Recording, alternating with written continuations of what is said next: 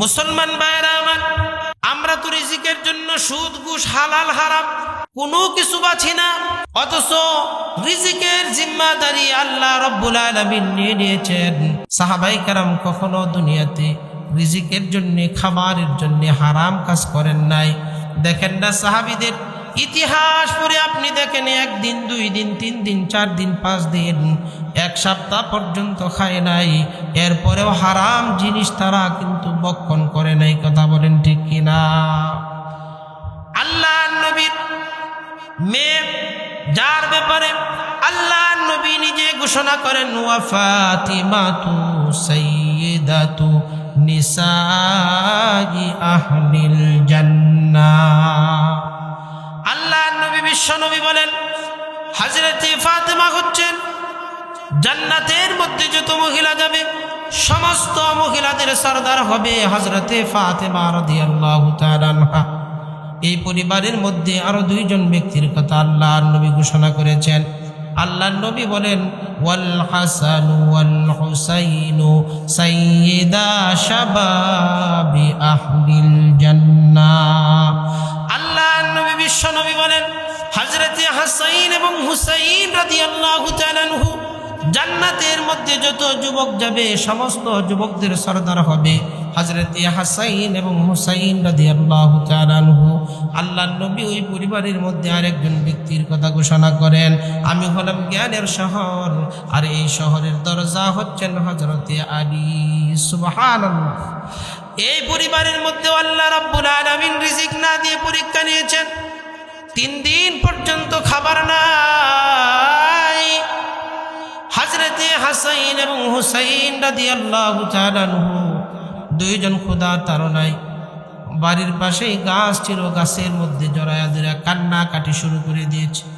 হযরত আলীর নজরে পড়েছে হাসাইন এবং হুসাইন ক্ষুধার তাড়নায় কান্না করতেছে।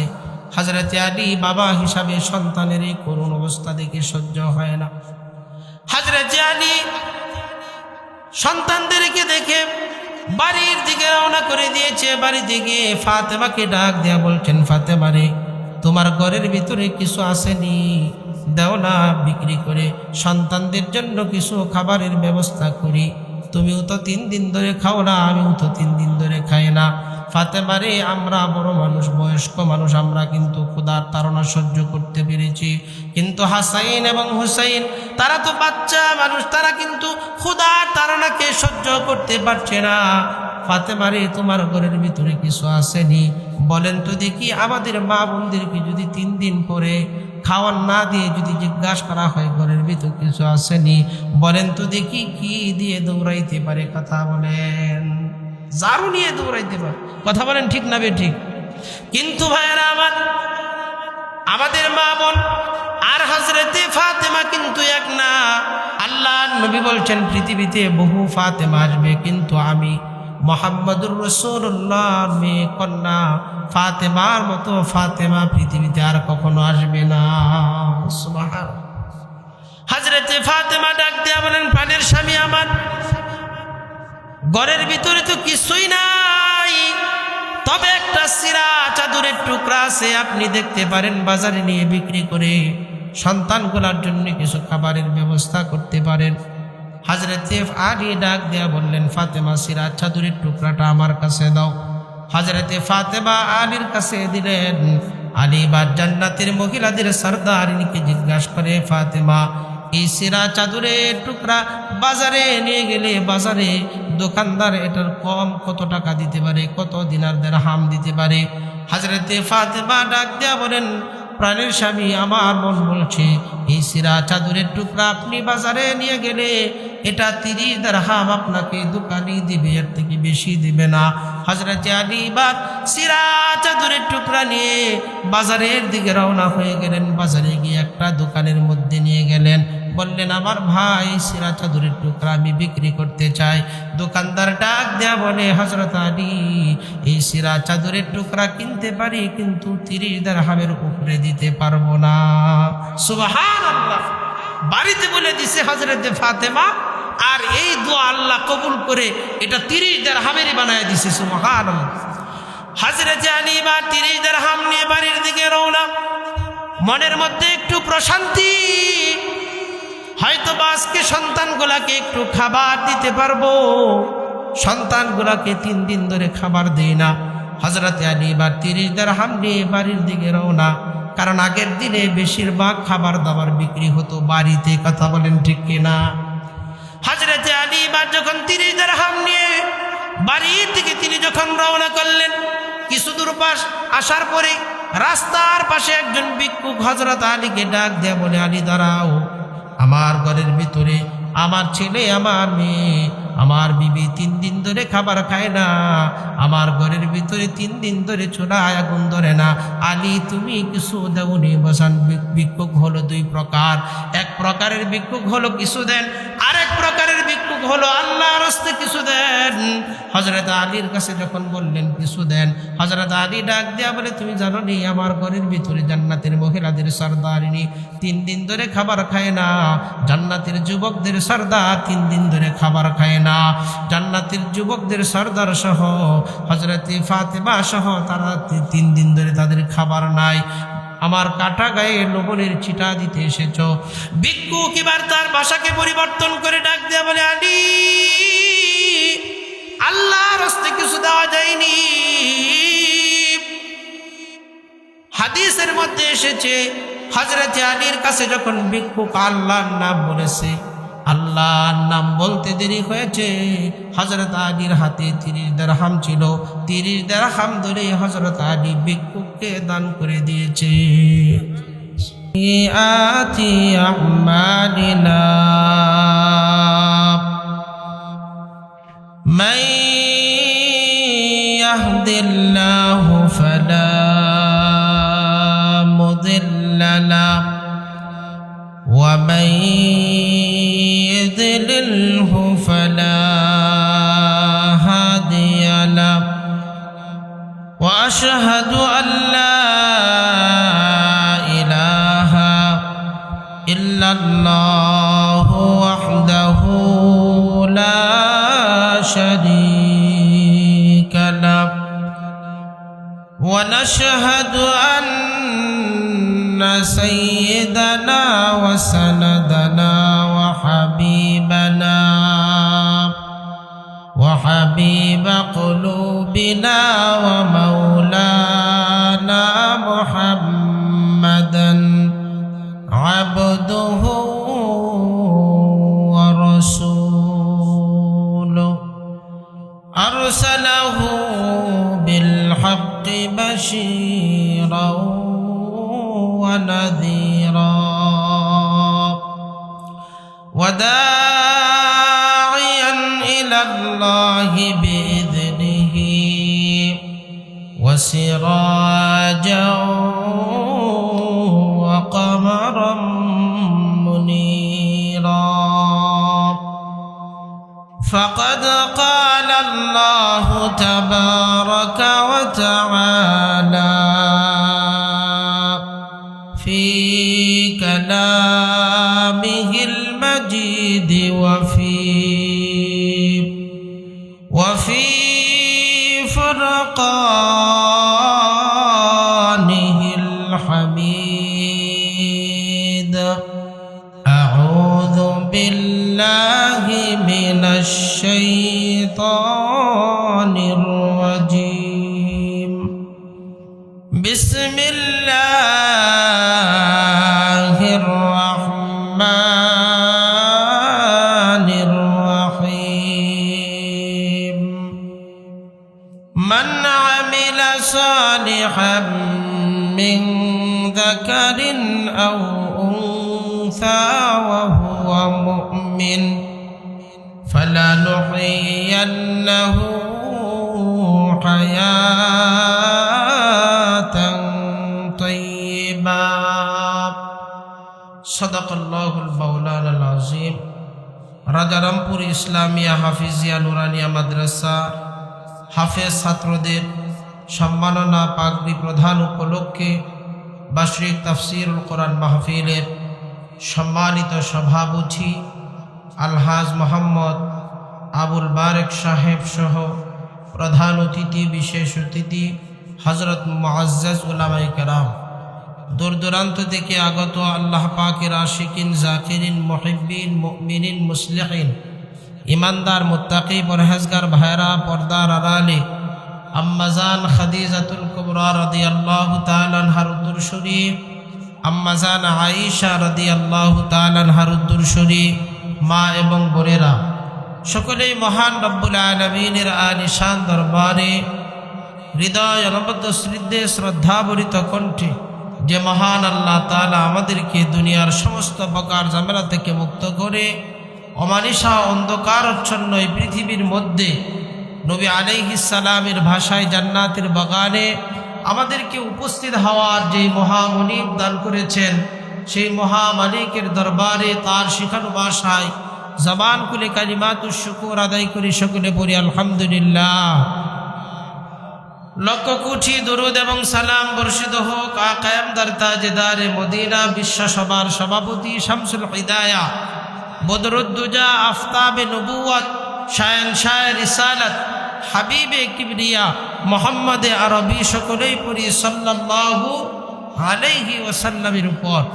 সম্মানিত উপস্থিতি, আজকের এই ওয়াজ মাহফিল আপনাদের এই এলাকার জন্য হচ্ছে রহমত। সবাই বলেন, এই এলাকার জন্য আজকের এই মাহফিল কি রহমত। কারণ এখানে পৃথিবীর কোনো মানুষের কথা চলবে না, চলবে যার কথা একমাত্র তিনি কে? আল্লাহ। আল্লাহর কথা আর পৃথিবীর মানুষের কথা তফাৎ আছে না নাই? কথা বলেন, আছে না নাই? মানুষ কথা বলে আল্লাহর দেওয়া জবান দিয়ে, কথা বলেন ঠিক না বেঠিক? আল্লাহ যদি জবান মানুষকে না দেয় তাহলে এই মানুষ সে কথা বলতে পারে না। কিন্তু আল্লাহর দেওয়া জবান দিয়ে যেই বান্দা কথা বলে, আল্লাহ যিনি জবান দিয়েছেন, তাহলে তার মানুষের কথা দেখবেন, কিছু কিছু মানুষের কথা আমাদের কাছে বড় দামি, কথা বলেন ঠিক না বেঠিক?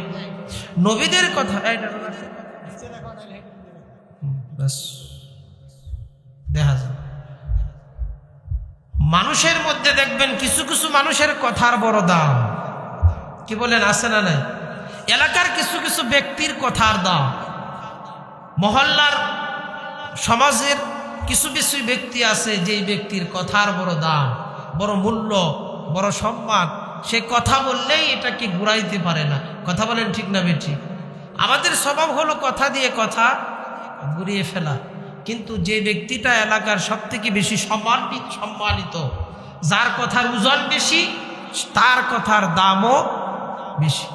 তাহলে যে আল্লাহ মানুষকে জবান দিয়েছেন, আপনাকে আমাকে দিয়েছেন, এই মানুষের জবানের দাম যদি এত হতে পারে, যিনি এই জবান দিয়েছেন তার কথার দাম কত বেশি। সুবহানাল্লাহ। মুসলমান ভাইরা আমার,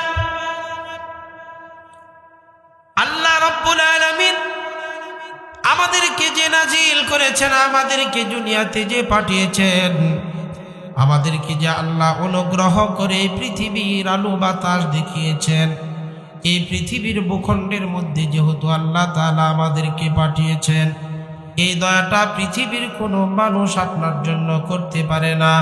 যার দয়ায় এই পৃথিবীর আলো বাতাস আর কথা বলার সুযোগ আপনি পেয়েছেন, তার নাম চিল্লে বলেন, তার নাম কি?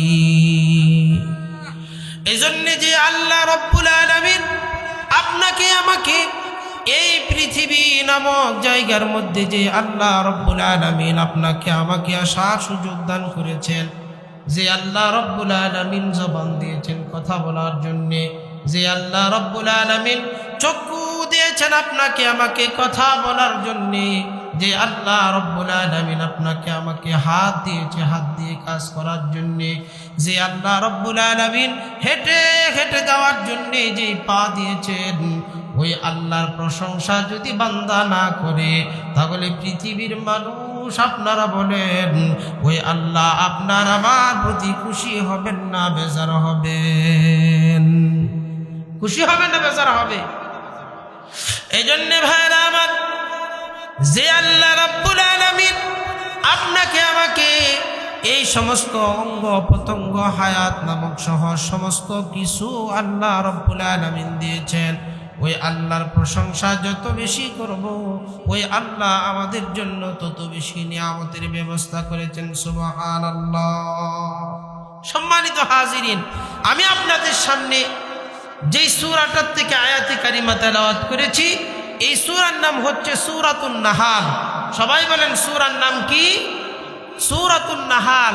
নাহাল শব্দের অর্থ হচ্ছে মৌমাছি। নাহাল শব্দের অর্থ কি? মৌমাছি। তাহলে আমরা যেই সূরা থেকে আজকে অল্প আলোচনা শুনবো, সেই সূরার নাম হচ্ছে সূরাতুন নাহাল। আর নাহাল শব্দের অর্থ হচ্ছে কি? মৌমাছি। তাহলে আমরা আলোচনা শুনবো মৌমাছির সূরা থেকে ইনশাআল্লাহ। এই আয়াতের মধ্যে আল্লাহ রাব্বুল আলামিন তার বান্দা বান্দীদেরকে আল্লাহ টার্গেট করেছেন। তার বান্দা বান্দীদেরকে লক্ষ্য করে বলেন, ও আমার বান্দা বান্দীরা, ও আমার গোলামেরা, ও আমার পৃথিবীতে প্রেরিত বান্দারা, আমি আল্লাহ রাব্বুল আলামিন তোমাদেরকে যে পৃথিবীতে প্রেরণ করেছি, এই পৃথিবীতে প্রেরণ করার পরে তোমরা যে আমার গোলামি করবে, তোমরা যে আমার দাসত্ব করবে, তোমরা যে আমাকে ভালোবাসবে, তোমরা যে আমাকে সেজদা করবে, তোমরা যে আমাকে রুকু করবে, তোমরা যে পৃথিবীতে আল্লাহ আল্লাহ জিকির করবে, তোমরা যে পৃথিবীতে সুবহানাল্লাহ পড়বে, এর বিনিময়ে আমি আল্লাহ তোমাদেরকে কি দিব এটা তোমাদের জানার দরকার। আল্লাহ বলছেন, ও আমার বান্দা বান্দীরা, আমি আল্লাহ রাব্বুল আলামিন তোমাদেরকে আমার বান্দা এবং বান্দি উভয় ব্যক্তিকে আমি আল্লাহ রাব্বুল আলামিনের কাছ থেকে পুরস্কারের ঘোষণা আল্লাহ সুবহানাহু ওয়া তাআলা দিয়ে দিয়েছেন। সুবহানাল্লাহ। তাহলে আজকের মাহফিলে আমরা যা এসেছি, আমাদেরকে এই মাহফিলে আসার কারণে যিনি পুরস্কৃত করবেন তিনি কে? সবাই বলেন তিনি কে? এই আয়াত কখন নাজিল হয়েছে?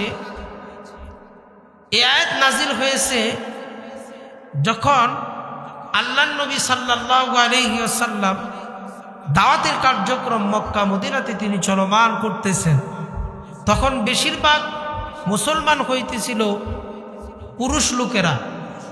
যখন পুরুষ লোকেরা আল্লাহ রাসূলুল্লাহ সাল্লাল্লাহু আলাইহি সাল্লামের দাওয়াতকে গ্রহণ করে কবুল করে যখন তারা ঈমান এনেছে এবং আল্লাহ রাব্বুল আলামিনের দাসত্ব যখন তারা শুরু করে দিয়েছে, গোলামি যখন শুরু করে দিয়েছে, তারা যখন আল্লাহ রাব্বুল আলামিনের ইবাদত শুরু করে দিয়েছে, কাফের মুশরিকরা তারা বলা বলি শুরু করছে যে আল্লাহর ইবাদত করলে পুরুষরাই নাজাত পাবে, মহিলারা নাজাত পাবে, মহিলারা নাজাত পাবে।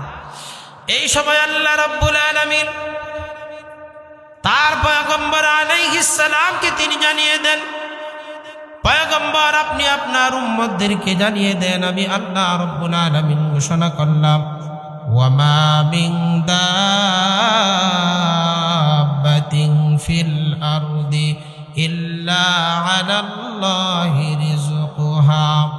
আল্লাহ রাব্বুল আলামিন প্রথমে রিজিকের ঘোষণা দেন। হে নবী, আপনি পৃথিবীর মানুষকে জানিয়ে দেন, এই পৃথিবীতে যেহেতু আমি আল্লাহ রাব্বুল আলামিন তাদেরকে পাঠিয়েছি, আমি আল্লাহ পৃথিবীর মানুষকে যেমন রিজিক দান করি, ঠিক তেমনি আমি আল্লাহ রাব্বুল আলামিন আমার বান্দা বান্দি নেকির কাজ করলে আমি আল্লাহ রাব্বুল আলামিন আমার বান্দা বান্দিকে নেকির পুরস্কার দান করি। আল্লাহ রাব্বুল আলামিন সূরাতুন নাহালের মধ্যে বলেন, মান আমিলা সালিহাম মিন যাকারিন আও উনসা ওয়া হুয়া মুমিন ফালানুহইয়ান্নাহু হায়াতান তাইয়্যিবা। আল্লাহ রাব্বুল আলামিন তার বন্ধুকে জানিয়ে দেন, বন্ধু আপনি পৃথিবীর মানুষকে জানিয়ে দেন, আপনাদের মসজিদে আপনাদেরটা কত আরেকটু পরে তাহলে সমস্যা নেই, আজান চলো অন্য মহল্লায় চলে, সমস্যা নেই, অন্য মহল্লায়। আল্লাহ রাব্বুল আলামিন তার বন্ধুকে জানায় দেন, বন্ধু আপনি জানান, মান আমিলা যারা নেক আমল করে অর্থাৎ আমলে সালেহ করে, মিন যাকারিন আও উনসা পুরুষ অথবা নারী সে যে হোক না কেন, আল্লাহ একটা শর্ত লাগায় দিলেন, বললেন ওয়া হুয়া মুমিন, সে যদি মুমিন হয় মুসলমান হয়, তাহলে আমি আল্লাহর ঘোষণা হচ্ছে আমি আল্লাহ রাব্বুল আলামিন আমি আমার বান্দা বান্দিকে 2টা পুরস্কার দান করব। সুবহানাল্লাহ বলেন। কয়টা পুরস্কার দান করবেন? দুইটা পুরস্কার। আল্লাহ বলেন এক পুরস্কার হচ্ছে দুনিয়াতে, একটা পুরস্কার কোথায়?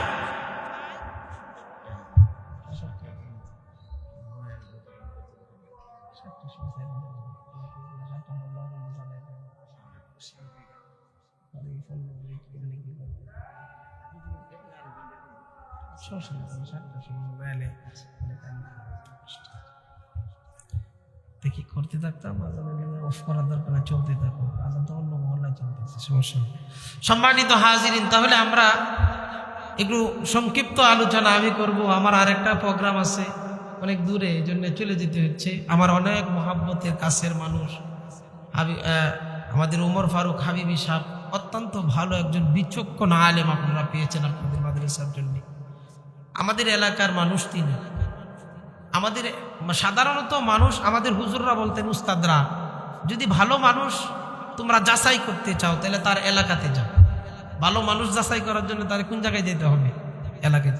আল্লাহর কসম করে মাহফিলের প্যান্ডেল থেকে বলছি, আপনি আমাদের এলাকাতে যাবেন, জিজ্ঞাসা করবেন ওমর ফারুক কেমন মানুষ, মানুষ এক উত্তরে বলবে এর মতো ভালো মানুষ অন্য কোনো আলেমই হতে পারে।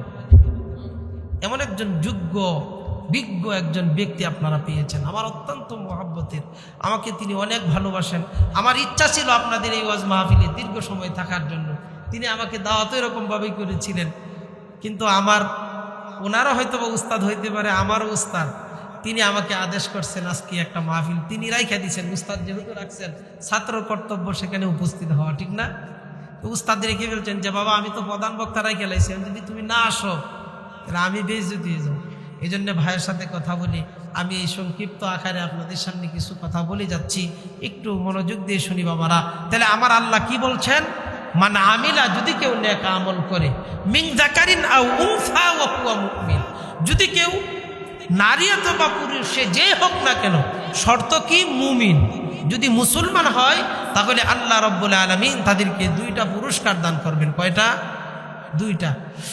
এক নাম্বার পুরস্কার আল্লাহ রাব্বুল আলামিন বলেন হায়াতান তাইয়্যিবা।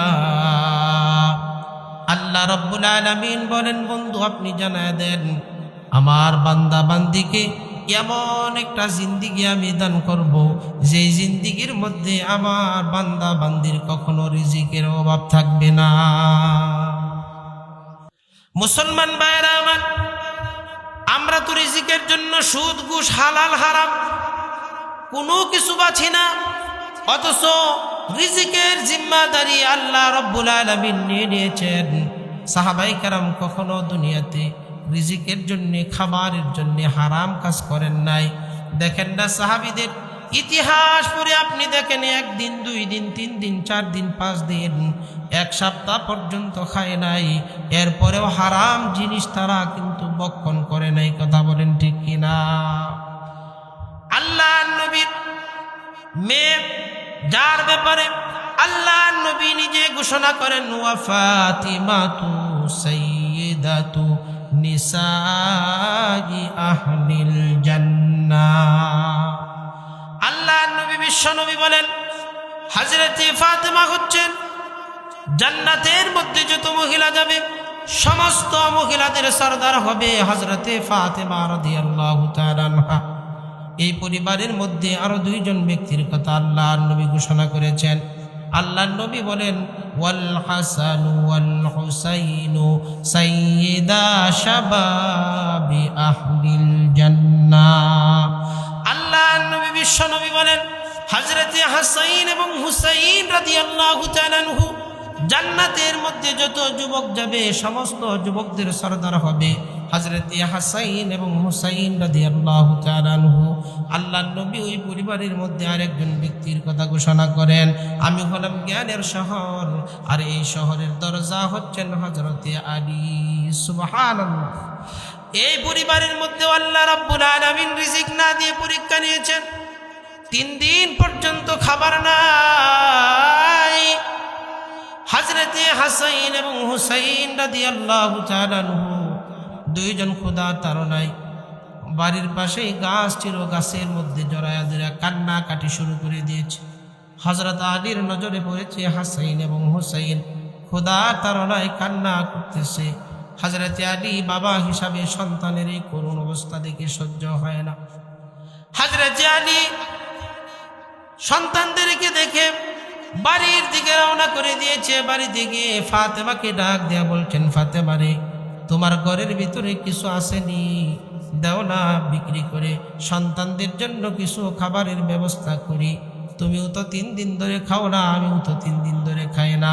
ফাতেমা রে, আমরা বড় মানুষ, বয়স্ক মানুষ, আমরা কিন্তু ক্ষুধার তাড়না সহ্য করতে পেরেছি, কিন্তু হাসাইন এবং হুসাইন তারা তো বাচ্চা মানুষ, তারা কিন্তু ক্ষুধার তাড়নাকে সহ্য করতে পারছে না।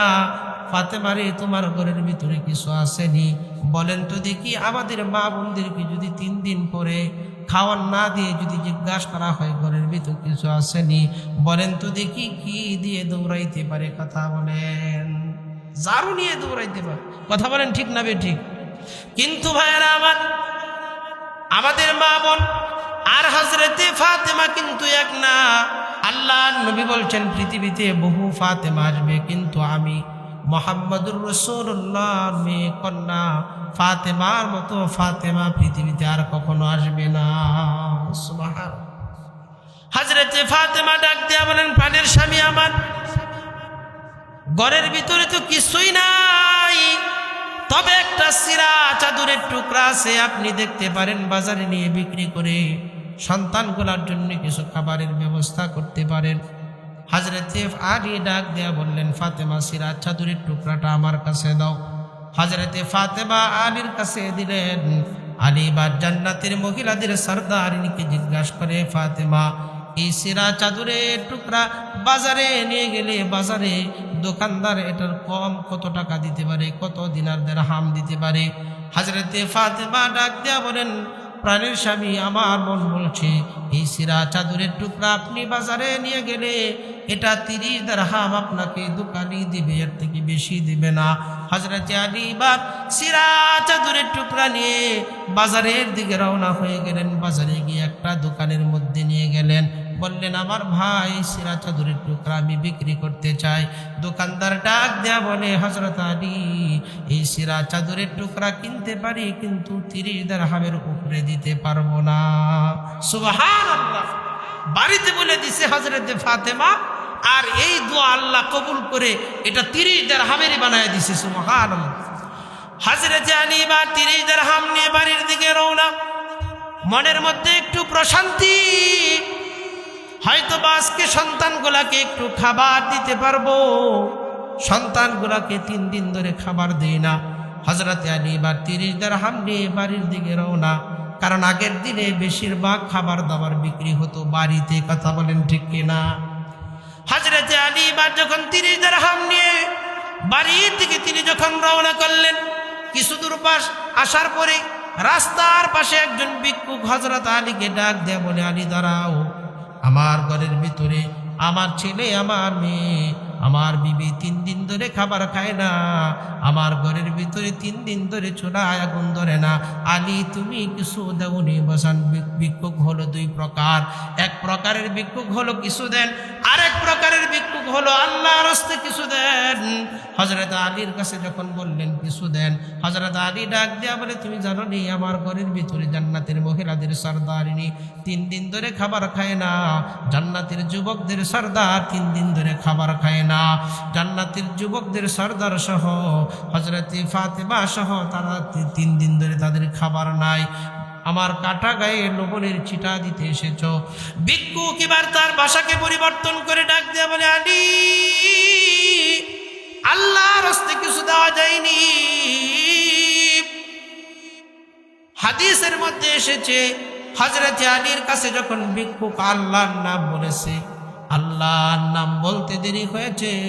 হযরত আলীর হাতে 30 দিরহাম ছিল। 30 দিরহাম ধরে হযরত আলী ভিক্ষুককে দান করে দিয়েছে। হযরত আলী বা আল্লাহর গোলামি করেছে, আল্লাহর ইবাদত করেছে। এজন্য মনের মধ্যে একটু প্রশান্তি নিয়ে বাড়ির দিকে রওনা করে দিয়েছে। আবার মনের মধ্যে একটু দুঃখ, সন্তানগুলা তো না খাওয়া, কি করব, সন্তানগুলাকে কি জবাব দিব? হযরত আলী কিছু দূর যাওয়ার পরে দেখে রাস্তার পাশে একটা উট বসা। হযরত আলী বারবার উটের দিকে তাকায়, আবার বারবার নিচের দিকে তাকায়, বারবার উটের দিকে তাকায়, আবার বারবার নিচের দিকে তাকায়, বারবার উটের দিকে তাকায়, আবার বারবার নিচের দিকে তাকায়। অর্থাৎ বারবার উটের দিকে তাকানোর পরে হযরত আলীর পছন্দ হয়, উটটা কিনতে মন চায়। আবার নিচের দিকে তাকায়া হযরত আলী নিজেই নিজের ওয়াজ করে, আলী এই উটের দিকে তাকাইলে লাভ নাই, কারণ এই উট কেনার মতো তোমার কাছে কোনো দিনার দিরহাম নাই। হযরত আলী যখন এবার উটকে অতিক্রম করে ফেললেন, উটওয়ালা মালিক হযরত আলীকে ডাক দেয়া বলে, আলী উটের দিকে তাকাও। আবার বারবার তুমি নিচের দিকে তাকাও, কারণ কি? আলী তোমার উটটা পছন্দ হয়েছে নাকি? উটওয়ালা মালিকের এই কথা শুনে হযরত আলী ডাক দেয়া বলেন, অবশ্যই এই উটটা আমার পছন্দ হয়েছে। উটওয়ালা মালিক ডাক দেয়া বলে, আলী উটটা কিনে নাও, তোমার কাছে আমি বিক্রি করে দিব। উটওয়ালা মালিকের এই কথা শুনে হযরত আলী ডাক দেয়া বলে, উট করার মতো কোনো দিনার দিরহাম নাই, সন্তানগুলোকে 3 দিন ধরে খাবার দিতে পারি না। হযরত আলীর এই কথা শুনে উটওয়ালা মালিক হযরত আলীকে ডাক দেয়া বলে, আলী উটটা যদি তোমার পছন্দ হয়ে থাকে তাহলে আমার কাছ থেকে উটটা নিয়ে যাও, তোমার কাছে আমি বাকিতেই বিক্রি করে দিলাম। আমাদের কাছে যদি কোনো দোকানদার বাকিতে বিক্রি করে দৌড় মেরে চলে যেতাম। কথা বলেন ঠিক কিনা? এটার দাম ধরার দরকার নাই, দর করার দরকার নাই। হযরত আলী ডাক দেয়া বলেন, উটওয়ালা মালিক এই উটটা আমি বাকিতে নিব ঠিক আছে, কিন্তু এই উটের টাকা আমি পরিশোধ করব কেমনে? এমন তো হতে পারে এই উটের টাকা না হওয়ার আগে আমি দুনিয়ার থেকে বিদায় নিয়ে নিতে পারি। উটওয়ালা মালিক ডাক দেয়া বলে, আলী তোমার কাছে আমি উটটা বিক্রি করলাম, তুমি যদি মৃত্যুর আগে তোমার সংসার চালানোর উপরে টাকা দেওয়ার ক্ষমতা থাকে তাহলে আমাকে টাকা দিবা, নচেত টাকা দেওয়ার দরকার নাই, তোমাকে ক্ষমা করে দিলাম। হযরত আলী এবার বললেন, এটার দাম ধরো কত দিরহাম? উটওয়ালা মালিক ডাক দেয়া বলে, এটার দাম হচ্ছে 100 দিরহাম। হযরত আলী এবার দাম দর করে উটওয়ালার কাছ থেকে উট নিয়ে তিনি রওনা করে দিয়েছেন। কিছু দূর যাওয়ার পরে হযরত আলীকে এক ব্যক্তি ডাক দেয়া বলে, আলী এত সুন্দর উট তুমি কোথা থেকে নিয়ে এসেছ? উটটা বড় পছন্দ হয়েছে, বিক্রি করবানি? হযরত আলী ডাক দেয়া বলে, অবশ্যই বিক্রি করব। কয়টা কত দাম? 160 দিরহাম দিতে হবে, আমি 100 দিরহাম দিয়ে কিনেছি। এই ব্যক্তি ডাক দেয়া বলে, আলী নাও 160 দিরহাম তোমাকে দিয়ে দিলাম, এবার আমাকে 160 দিরহামের বদলায় উটটা দিয়ে দাও। হযরত আলী এবার উটটা দিয়ে দিলেন। উটটা দেওয়ার পরে আমরা টাকা পাইলে কি করতাম? বাড়ির দিকে রওনা করতাম। কিন্তু হযরত আলী বাড়ির দিকে তিনি রওনা করে নাই, তিনি 160 দিরহাম নিয়ে উটওয়ালার দিকে আবার রওনা করেছে, পিছন দিক দিয়ে যার কাছ থেকে উটটা ক্রয় করেছে। গিয়ে দেখে ওই লোকটা সেই জায়গায় দাঁড়ানো অবস্থায়। হযরত আলী 100 দিরহাম তাকে দিয়ে দিয়েছে। হযরত আলীর কাছে কত দিরহাম রয়ে গেল? কত দিরহাম? 60 দিরহাম। হযরত আলী এবার 60 দিরহাম বাড়িতে নিয়ে ফাতেমার কাছে নিয়েছে। ফাতেমা 60 দিরহাম দেখে আস্তাগফিরুল্লাহ নাউজুবিল্লাহ বলেই 60 দিরহাম ছেড়ে দিছে। প্রাণের স্বামী, আপনি তো হারাম খান না। 30 দিরহাম দিয়ে রুমাল বিক্রি হওয়ার কথা, আপনি 60 দিরহাম কোথা থেকে পাইলেন? যতক্ষণ পর্যন্ত এই 60 দিরহামের ইতিহাস পাওয়ার ঘটনা আপনি না বলবেন ততক্ষণ পর্যন্ত আমি বিশ্বনবীর মেয়ে ফাতেমা এই উট আমি ধরতে পারি না। সুবহানাল্লাহ বলেন। হযরতে ফাতেমা কাছে হযরতে আলী পুরা ইতিহাস বললেন। বলার পরে হযরতে আলী এই কথাগুলো শুনে ফাতেমা বললেন, প্রাণের স্বামী, এই ঘটনা কোনো সাধারণ ঘটনা হতে পারে না, চলুন না আমরা বিশ্বনবী মুহাম্মদ আরবি সাল্লাল্লাহু আলাইহি সাল্লামের কাছে যাই। হযরতে ফাতেমা আর আলী দুইজন মিলে রসুলের দরবারে হাজির হয়ে যাচ্ছেন। রসুলের দরবারে যখন উপস্থিত হন, আল্লাহর রসুল সাল্লাল্লাহু আলাইহি সাল্লাম হযরতে আলী এবং ফাতেমাকে দেখে তিনি মুস্কি মুস্কি হাসতেছেন। আল্লাহর রসুলের মেয়ে ফাতেমা ডাক দেয়া বলে, আব্বাজান ইয়া রাসূলুল্লাহ, আপনি আমাদের দিকে তাকায় মুস্কি মুস্কি হাসতেছেন কেন? হযরতে আলী বলতেছে, শ্বশুর আব্বা আপনি এভাবে মুস্কি মুস্কি হাসতেছেন, কারণটা কি? কি অপরাধ আমাদের? নবীজি ডাক দেয়া বলেন, আলী এতক্ষণ পর্যন্ত তোমার কাছে তোমার সাথে যা কিছু ঘটনা ঘটেছে আল্লাহ আমি মুহাম্মদুর রাসূলুল্লাহকে জানিয়ে দেওয়া হয়েছে। সুবহানাল্লাহ, আরো জোরে বলেন সুবহানাল্লাহ। আলী প্রথম তোমার কাছে যে ভিক্ষুক ভিক্ষা করছে এটা সাধারণ কোনো ভিক্ষুক না।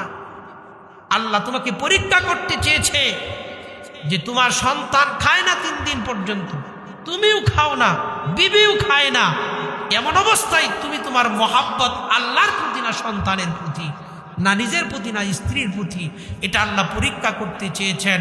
এজন্য আল্লাহ ফেরেশতা পাঠিয়ে ভিক্ষুক সাজিয়ে তোমার কাছ থেকে অনুদান নেওয়ার একটা রাস্তা করেছেন।